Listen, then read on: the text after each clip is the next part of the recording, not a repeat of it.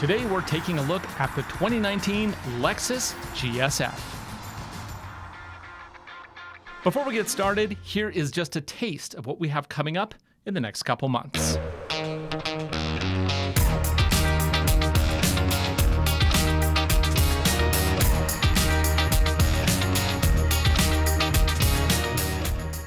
Subscribe right now and hit that notification bell so you won't miss out.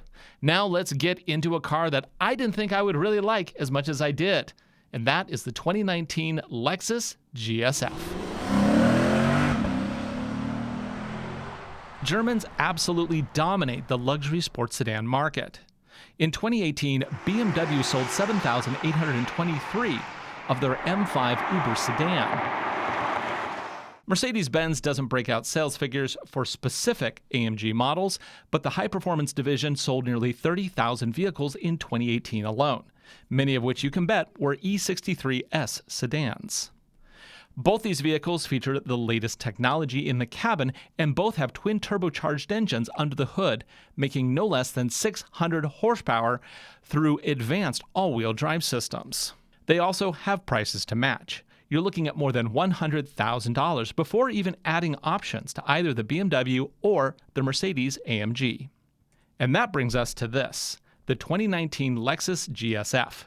It's not as fast, the tech isn't anything to write home about, and it's far less popular.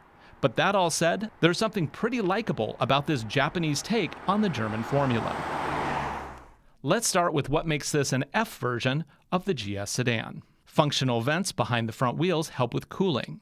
It also gets a set of double twin tailpipes, a rear carbon fiber lip spoiler, F badging, model-exclusive leather seats, optional 14.9-inch slotted and ventilated 6-pot Brembos, 4-piston 13.5-inch equivalents are in the back. Overall, the look is sporty, but still managing to avoid the whole boy racer look at me like some other Japanese sport models. I'm looking at you, Honda Civic Type R. I'm looking at you. Under the hood of the Lexus GS F is a naturally aspirated V8, good for 467 horsepower and 389 pound-feet of torque. It is way less than the German rivals due to the conspicuous lack of turbos. This is old-school power, delivered to the rear wheels through an 8-speed sport-shift automatic tied to a trick torque vectoring rear differential. Now, it's that differential that makes all the difference here. We'll come back to it in just a bit. EPA rates this setup at 16 miles to the gallon city and 24 on the highway. Moving to the back, trunk capacity in the GS F is a bit lower than the standard GS, at only 14 cubic feet. Under the false floor is an additional cubby. The second row is fixed, so no long objects can fit inside. The second row fits a full-size adult, though the Lexus does have less legroom than either the BMW M5 or the AMG E63S. A power socket and fold-down armrest are the only real amenities. Up front, drivers will find a nice selection of carbon fiber accents, metals, leather, and high-quality plastics. And yes, that is real carbon fiber, not just decorated plastic. Of course, Lexus still includes an analog clock because it's fancy, I guess. The front driver's seat has 10-way power adjustments. The passenger side has 8. Controls fall to hand nicely, and there's even a sunroof. Altogether, the cabin is a pretty nice place to be, with one exception: the return of Lexus's old and frustrating infotainment system. Remember having to do searches only after you input the state first? Lexus remembers. Pretty sure that my copy of Flight Simulator in 1984 had better-looking maps as well. Today, Mercedes already offers augmented reality in their infotainment system. BMW has hand gestures. Lexus? Yeah, 8-bit maps and a sketchy controller. Yay? Now you might be saying, hey, at least you can go use Apple Maps. Yeah, the GSF doesn't support CarPlay, so no, you can't. A heads-up display can be configured with hard switches, which is better than fussing with software adjustment, like some of the competition does.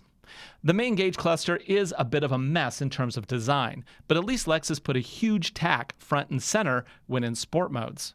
A small speedo is tucked into the right side corner, with a digital readout integrated into the tack as well. This is also where you can configure all the safety features: blind spot monitor with rear cross traffic alert, collision mitigation with pedestrian detection, lane keep assist, and adaptive cruise control are all standard features. Now let's get into the fun stuff, and we'll start with the drive modes. There are 3: Eco, Sport S, and Sport S Plus. That last one modifies throttle, steering, and sets the response of the standard adaptive variable suspension to the most extreme settings. But even when dialed up to 11, the GS F is still a pretty smooth ride. You can additionally adjust the TVD, that's the torque vectoring rear differential, with the toggle of a button. Modes include standard, slalom, and track. This is where the GS F really gets elevated to something more than your average sports sedan. Slalom is the most extreme setting, so I'll use it as a demo. I also brought along some cones. When engaged, the TVD pushes the maximum amount of torque to the outside rear wheel when cornering, making the GS F more nimble than it may appear. It applies extra torque based on steering and throttle inputs, and it works. The track setting also uses torque to help it hold a line through wider, faster corners. Switching to standard still puts the differential to work when cornering, but it's much less obvious. So the powertrain may not be as fancy as the BMW with its driver-selectable all-wheel drive, but it still has some very useful features, which would make the GS F a great option for a weekend HPDE at the track. Even off the track, the GS F can still be a lot of fun. Damn straight!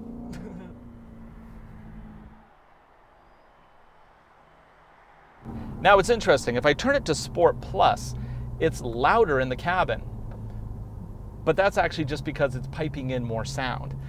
It doesn't actually get louder on the outside, it's just the speakers adding more sound to my cabin.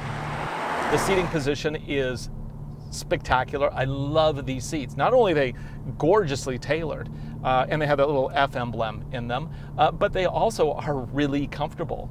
Of course, you have power adjustments and you have 3-way memory. All the things that you would kind of expect at this price point. But what you don't expect is just how much fun this car is. Wow!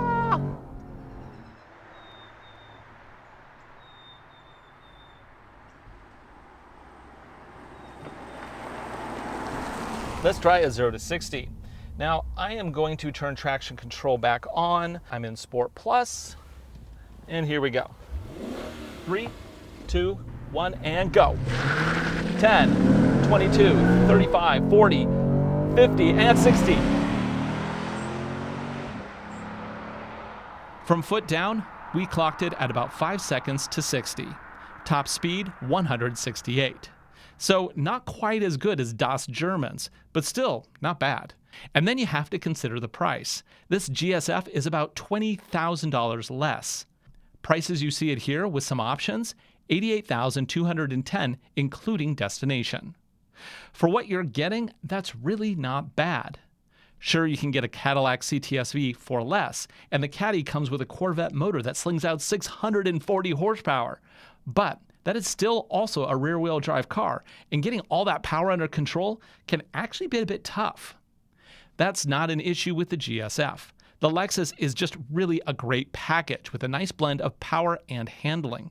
It's fun without all the fuss of the big Germans and more balanced than the Caddy. And it holds those shifts.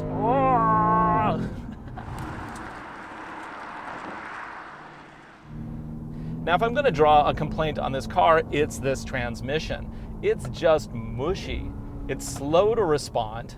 Even in the sharpest drive settings, it just doesn't do what I want when I want it. And that's really kind of disappointing. In this day of dual clutch transmissions, this vehicle having an old school automatic is just not cool. In addition to all of the sporty stuff that this car has, it also has some, stuff that you would expect in a modern Lexus. It has collision mitigation, blind spot warning, rear camera with cross-traffic alerts, and it has adaptive cruise control with lane detection.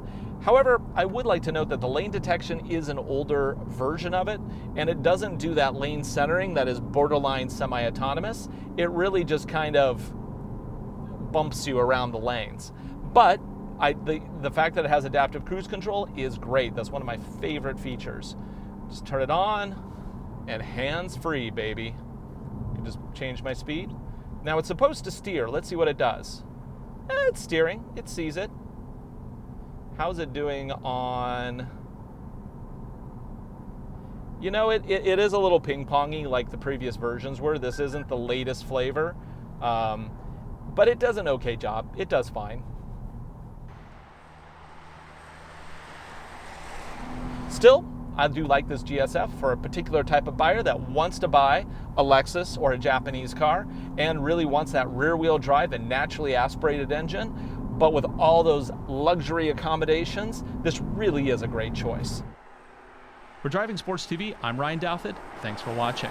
Be sure to subscribe and hit that notification bell. You won't want to miss some of the content we have coming up. Like next week, we have off-roading with the Honda Passport. I find new roads and see how well the Passport does. We'll see you again then.